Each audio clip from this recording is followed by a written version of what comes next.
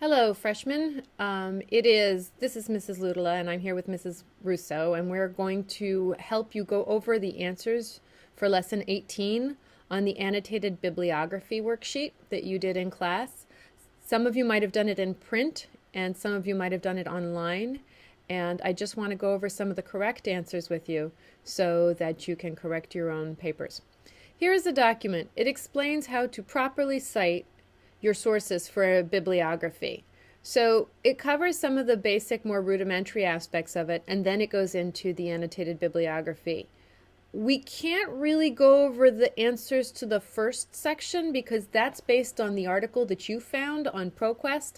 So we can't go over the first section, but there is a section where we can help you, and that's the part with my pyramid tracker. And we want to make sure that you understand how to get it right because that can be one of your citations in your bibliography. So let's skip to the section on My Pyramid Tracker. My Pyramid Tracker, which is www.mypyramidtracker.gov, is a government publication which has some tricky rules about how to cite it. A website citation is organized by author, page name, website name, last updated, sponsor, mode of access, the day you accessed it, and the web address. We are asking you to include the web address for all of your classes here at New Canaan High School. Your teachers will object if you don't. So here we are at My Pyramid Tracker, and the author is actually the United States. Beyond that, the division within the United States is the Department of Agriculture. The page itself is My Pyramid Tracker. The last updated information, if you scroll through this page, you look, you can't find any information on the last updated.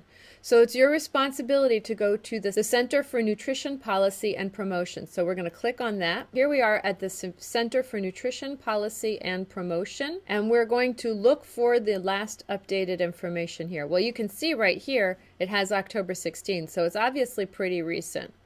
And we're going to scroll down this page. Oh, look, last modified October 15, 2009 at 3:34 p.m. So for our citation, we're going to rely on that information for last updated. Who sponsored the site? So we're going back to My Pyramid Tracker. And what does it say up here? The USDA, that's the U.S. Department of Agriculture. That's the overall organization that is putting out this website. Beyond that, you have to identify that this is a website and you accessed it through the web, and you have to state the day you accessed it. So in this instance, it would be 3rd Nov 2009 with a period after the Nov. So you now have a perfect citation for My Pyramid Tracker. So when you are putting together your bibliography, you know how to cite My Pyramid Tracker. If we refer to the annotated bibliography on page 6 to 7 to identify what type of resource, whether it's a book or a magazine or a newspaper or a website, best describes each of the following material, then you have to identify how it was accessed. How about Burrows? What is this resource? Let's go take a look. The title of the article is Whole Grain Labels Becoming a Little More Transparent. That's from the New York Times, and it was accessed through ProQuest. So the New York Times is a newspaper, and ProQuest is how we accessed it. It says right here it was on the web. So let's fill that in our box. And the last one is the United States, because that's the corporate author. That's from the United States Food and Drug Administration, the Center for Food Safety and Applied Nutrition. And that was accessed on the web.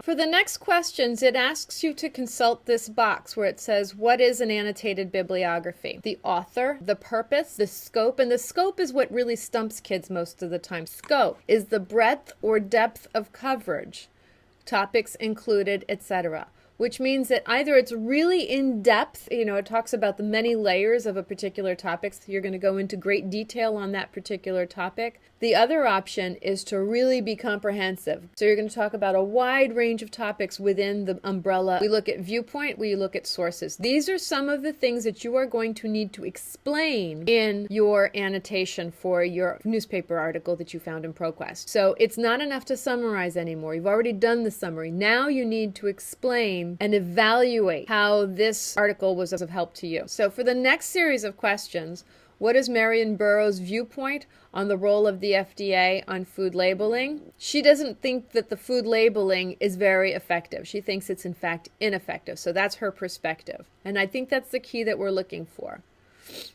For the next question, what are Smolin and Grosvenor's qualifications as authors? Smolin and Grosvenor, researchers and co-authors of college-level textbooks on nutrition. I think that kind of articulates it right there. What is the purpose of the food labeling and nutrition website? It contains general information on food labels, consumer and health information, industry information and regulations, information on label claims, and labeling of dietary supplements. What is the scope of Newsweek article on allergies? This is a short and concise. I want you to understand that for your annotation on your newspaper article, you're going to need to be evaluative. You will need to include the information that is outlined. It's also really important that you identify how this article helped you. Did it address the issues that you listed with your keywords and your research questions?